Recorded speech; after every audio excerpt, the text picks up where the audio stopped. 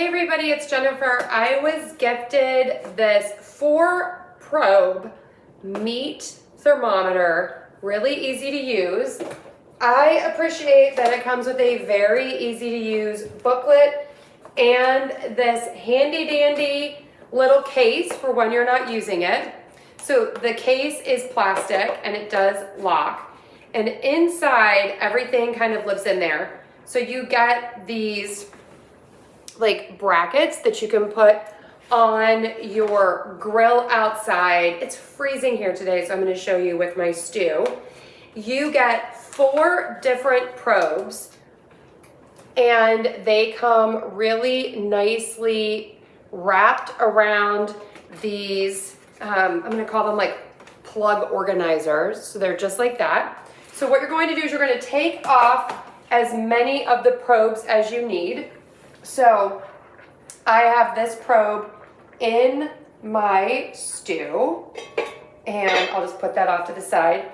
There is a really easy to use, handy dandy app that you download, and then this is the actual device. So you can use 1, 2, 3, or 4 probes. I'm using 4. So you don't need to use the app. You can go ahead and just press mode.